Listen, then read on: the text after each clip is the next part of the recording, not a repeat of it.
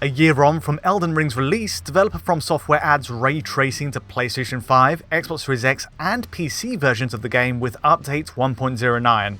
It landed suddenly and without much fanfare really, besides the patch note details, and I dare say, a year on, the discourse has moved on from Elden Ring's essential need for ray tracing, where the outstanding issues in console and PC performance are more of an urgent point to address, but I'm getting ahead of myself. The key points. On patch 1.09, PS5, Series X and PC all get ray traced shadows and ray traced ambient occlusion, and yes, if you're wondering, alas, Xbox Series S misses out entirely here with zero RT support.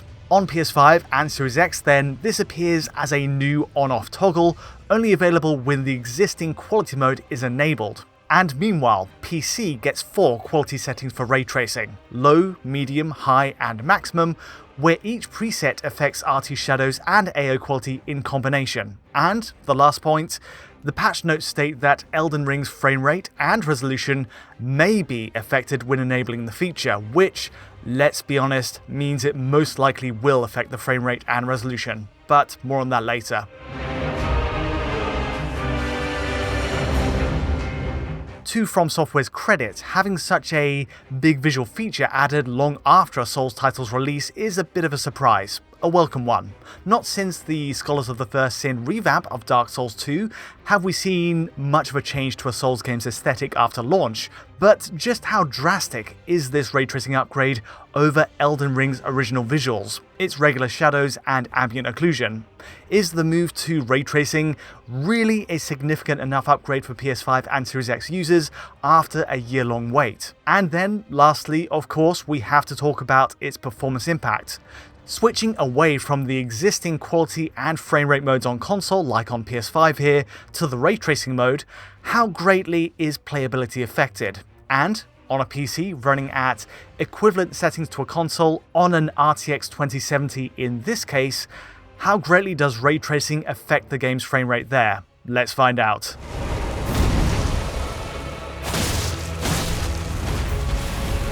First things first, let's see the benefits. Starting with the PS5 version, we're running the quality mode without ray tracing on the left side, and then with ray tracing mode enabled on the right.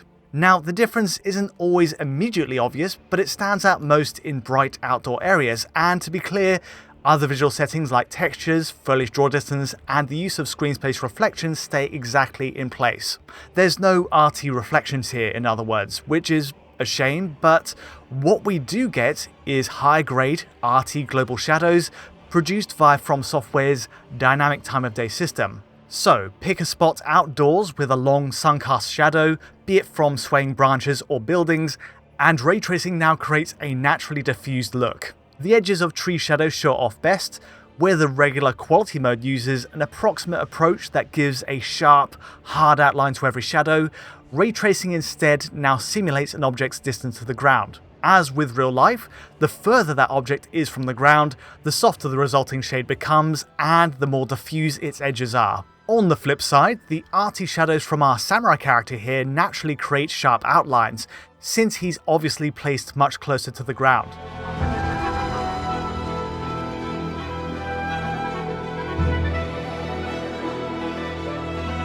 Ray trace shadows work then, and it's wonderfully effective in Elden Ring. Be it the long, stretching tree shadows at dusk around Caelid, or the swaying branches around the Stormhill gates, the result is much more natural. They're diffused, softer, where they need to be, and then harder, harsher where it naturally applies. Now, there are drawbacks. In this Stormhill gate shot, for example, notice how the refresh, the update on the swaying tree shadow animation, is lower with ray tracing enabled. The regular old shadows on PS5's quality mode stay in sync with the gameplay frame rate, which to be fair is still far from 60 FPS. However, on the ray tracing mode, these shadows update at half or third intervals of the game's overall 60Hz refresh, which, for the rare instance you do see animating shadows rendered from an object far away like this, it creates a slight disconnect. Thankfully, it doesn't apply to most objects or characters close by, where the shadows update at the usual rate. And as an aside, it's a huge shame that even with ray tracing included, there's no shadow casting from torches or bonfires. Even walking directly around these torches, there's just no shadow being cast, which is a real missed opportunity.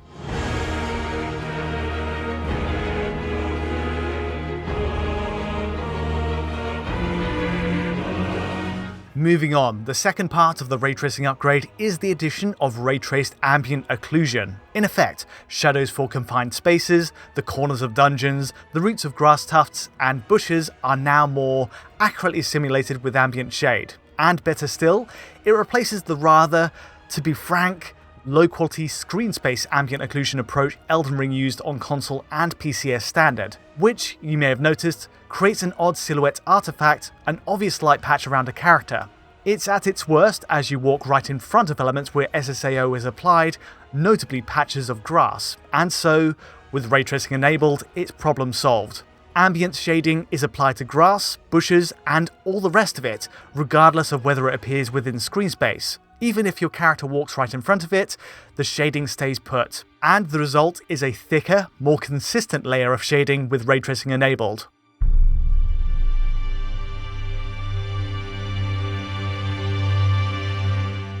Again, there are some downsides here. For one, I've noticed that ray traced AO and shadows are not always in effect for Elden Ring's cutscenes. This introduction to Margit the Fell early on, for example, defaults back to conventional shadow techniques at points. Now, this might explain the frame rate results, which we'll get to later on, but yes, as soon as the cutscene ends, once gameplay resumes, you get ray tracing back. Now, another issue is related to increased shadow pop-in with ray tracing enabled. The limits of ray traced ambient occlusion are different to screen space ambient occlusion, and Elden Ring appears to use a BVH structure that calculates ray traced shadows at different points in the map. It's often like an on-off switch, a binary toggle, as we walk forward towards this enemy encampment. So, zooming in, notice how shadows under these barrels on the right switch on abruptly at a certain proximity to the player, whereas they're factored into the scene much earlier using the regular SSAO technique in the quality mode. So, something to bear in mind, but on balance, if you know where to look, Elden Ring does look all the better for having ray tracing engaged.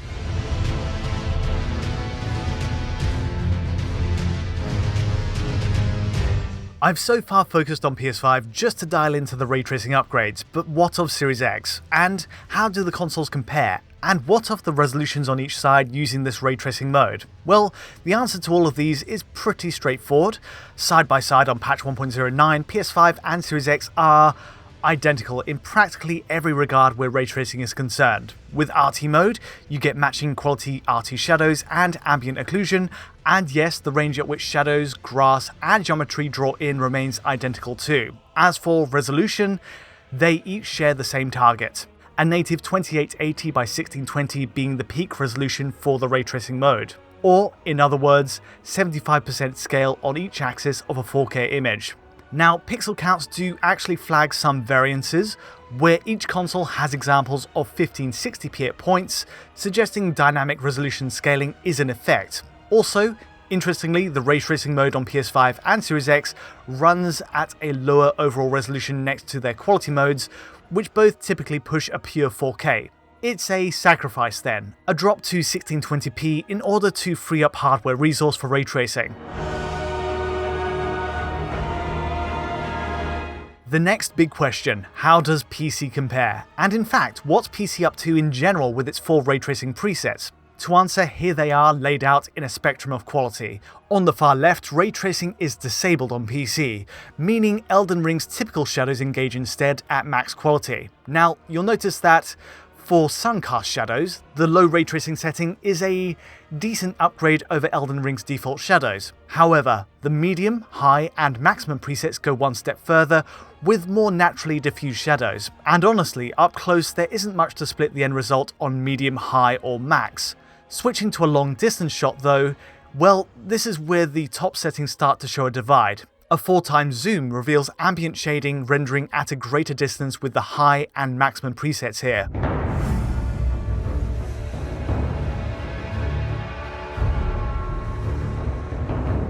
Fundamentally then, the degrees of improvement are very fine once we move past the low RT setting. Now curiously, the console ray tracing setting, like PS5 in this case, squares up favourably to PC even on its max setting. In comparison, the shadow draw is identical with PC maxed out, the up-close quality of sun cast shadows are a match too, and in side-by-sides like this, the big difference in effect isn't really related to the ray tracing at all. Rather, it's just that the grass draws in at a higher setting on PC in this case, reducing foliage pop-in. In effect then, PS5 and Series X run at equivalent to PC's high or max ray tracing setting from every test so far. Also, interestingly, even with this maximum ray tracing setting, we see a similar limit to console, where there's this low shadow refresh update around that Stormhill Gate area.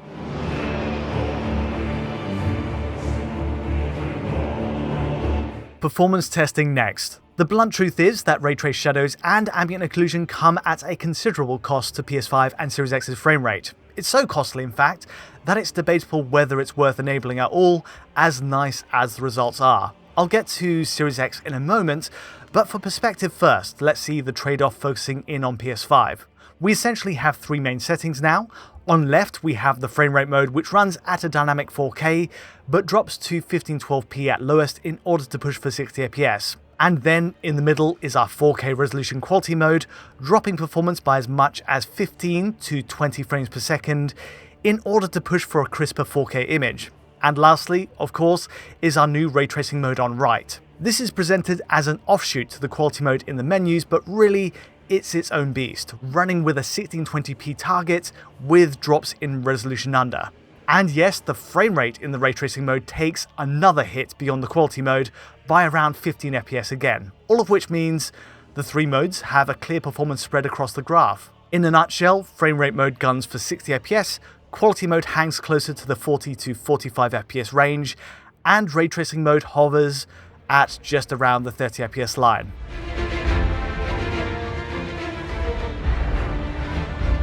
The fact so much of ray tracing mode runs at 30 FPS, or just slightly above, is far from ideal obviously. At least for most open world travel, it doesn't give VRR compatible displays enough data to work with to create a perceptual smooth result. Though, in fairness, at times, RT mode rises well above 30 FPS if you know where to look. The hub area, for example, is much closer to 45 FPS, and I've got to say the whole Kaled area benefits from being a more barren, sparsely laid out region where the ray tracing mode is surprisingly close to the quality mode results. There's a range to the readings, in other words, but for the bulk of play, we're looking at a mode that may as well be running with a 30 FPS cap, so long as the frame pacing is even. Even in that case though, a 30 FPS cap wouldn't save it. The gallop through the Stormhill section, for example, has PS5 dipping well below 30 FPS, and all round, sub 30 FPS drops are more likely with ray tracing mode engaged.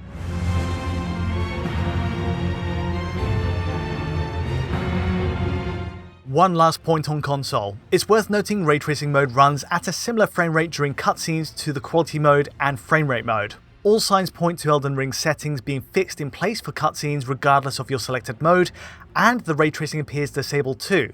All of which makes sense given the synchronized frame rate line for most of the way through the cutscene, though there are some odd variances. But that's PS5 in a nutshell. The result in the ray tracing mode is hardly ideal, though honestly it's the price you'd expect to pay for extra visual features, layered on top of an experience that was already sub 60 FPS. I mean, even the frame rate mode struggles to look at 60 FPS. The biggest problem, of course, is the sub 30 FPS drops in the ray tracing mode though, which do genuinely affect the game's playability. Switching to Xbox Series X, it's much the same story, only slightly worse than PS5. The average frame rate on its ray tracing mode is broadly similar to PS5 in fairness, putting us at just around the 30 FPS line for traversal. Battles also drag it down to around the 30 FPS line, but on balance, Series X is more prone to sub 30 FPS drops overall.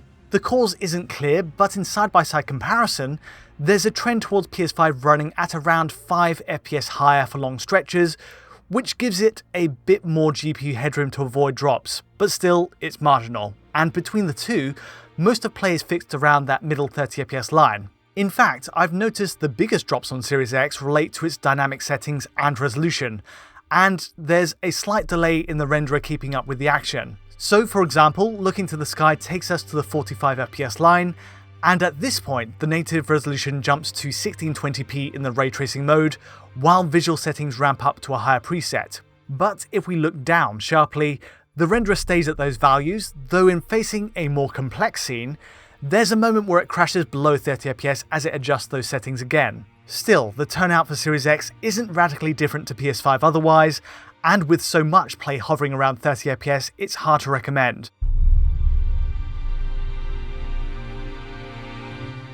A final word on PC performance. Now, rather than gunning for a bleeding-edge PC setup, we've settled on something more practical, more affordable in terms of spec, to get a better sense of ray tracing's performance impact for most users. So in this case, we've set up a Ryzen 5 3600 machine paired with 16GB of DDR4 RAM clocked at 3600MHz and an RTX 2070 GPU. We're running at settings equivalent to PS5 and Series X's quality mode as well, but use maximum settings in cases where consoles use a hybrid setting. And also, in terms of resolution, we're locked at 1800p as a kind of middle ground for image quality, given there's no DRS option for PC. The big variable here, though, is ray tracing, of course, where the left side has it disabled and the right side puts it at high, which again I think is the sweet spot in terms of performance cost versus results. And the turnout? Well, honestly, much of play without ray tracing runs at 60fps, making the divide hard to pick out for most shots. But once we emerge to Limgrave's open world, the cost is pretty clear, with both dropping well under 60fps.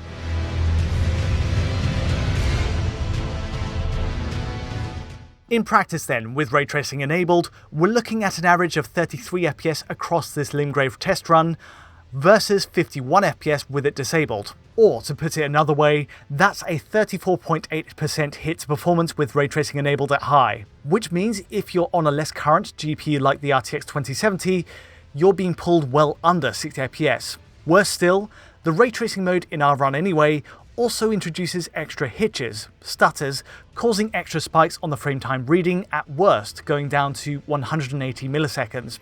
It's really not ideal, and the bottom line is the PC release of Elden Ring had bigger priorities ahead of ray tracing.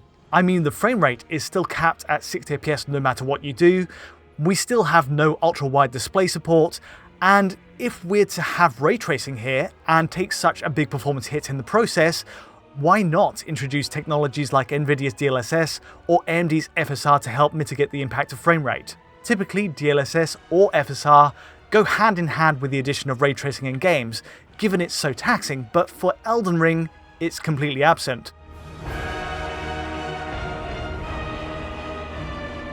The arrival of ray tracing is a welcome surprise, a purely additive feature, and the upside is the presentation of shadows and ambient occlusion are clearly improved with ray tracing enabled on console and PC. However, it's hard to see this as the feature most Elden Ring fans truly wanted. In the context of the game's sub-60fps performance on console, in light of the lacking PC features, like running at frame rates above 60fps, a DRS option, or even support for ultra-wide displays, and in the context of the performance penalty ray tracing inflicts on your hardware without DLSS or FSR technologies to help it along, it's really hard to celebrate. A year on from Elden Ring's release, and as great as the core game is, we're still faced with all these technical shortfalls. And the fact ray tracing is prioritized as a feature instead is a bit, well, baffling. I mean, don't get me wrong, I'm glad to see the game's visuals getting attention, and support for new technologies like ray tracing is only a positive, but with Elden Ring's huge commercial success, I really do hope it's a sign of more efforts to come in areas where the game really needs it. But that's all from me today. If you did find this analysis useful or insightful in any way, feel free to like or subscribe, and don't forget to hit that bell for instant notifications as any new video lands. To get a high quality version of this video, check out our Patreon at digitalfoundry.net, and to get in touch directly, just use Twitter. But from me for now, thanks for watching.